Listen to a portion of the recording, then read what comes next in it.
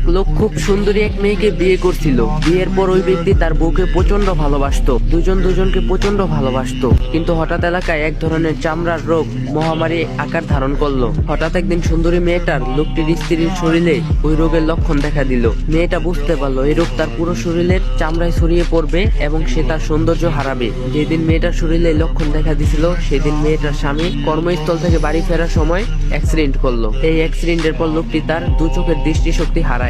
দৃষ্টিশক্তি না থাকা সত্ত্বেও লোকটার সাথে মেয়েটার সংসার খুব সুন্দরভাবে করতে থাকে। এদিকে রোগের কারণে দিনের পর দিন মেয়েটার চেহারা কুৎসিত হতে থাকে, কিন্তু অন্ধ স্বামী বুঝতে পারে না তার স্ত্রী দেখতে কতটা বিশ্রী হয়েছে। এভাবে 40 বছর তাদের সংসার সুখে শান্তিতে চলতে থাকে। তাদের 40 বছরের সংসারের ভালোবাসার সুখ, পরস্পরের প্রতি নির্ভরশীলতা একই রকম ছিল, যেন তারা সাধ্য বিবাহিত দম্পতি। এভাবে চলতে চলতে একদিন বৃদ্ধ মহিলাটি মারা গেলেন।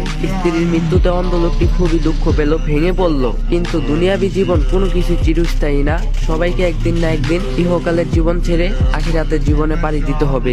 অন্ধ লোকটি যখন তার প্রিয়তমা স্ত্রীকে কবরের সাহিত্য করে ফিরে আসছিল, তখন পিছন থেকে একজন ব্যক্তি অন্ধ লোকটিকে প্রশ্ন করলো, কোথায় যাচ্ছ? অন্ধ লোকটি উত্তর দিল, সে বাড়ি ফিরে যাচ্ছে যে বাড়িতে তার স্ত্রী এত বছর তার সাথে সংসার করছিল। এই কথা শুনে প্রশ্নকারী লোকটি অন্ধ লোকটিকে বলল, তুমি কিভাবে একা একা বাড়ি ফিরবে? তুমি তো অন্ধ। অন্ধ লোকটি উত্তর দিল, সে একাই বাড়ি ফিরতে পারবে, কারণ সে অন্ধ নয়, সে সবকিছুই দেখতে পায়। এত বছর সে স্ত্রীর সামনে অন্ধের অভিনয় করছিল, কারণ সে যখন জানতে পেরেছিল তার স্ত্রী চর্মরোগে আক্রান্ত হয়েছে, তখন সে এটা ভেবে ভয় পেয়েছিল যে তার স্ত্রী হয়তো হীনম্মতায় ভুগবে, হয়তো মনে মনে ভাববে তার স্বামী তাকে আগের মতো ভালোবাসে না, নিজের অবস্থার জন্য কষ্ট পাবে।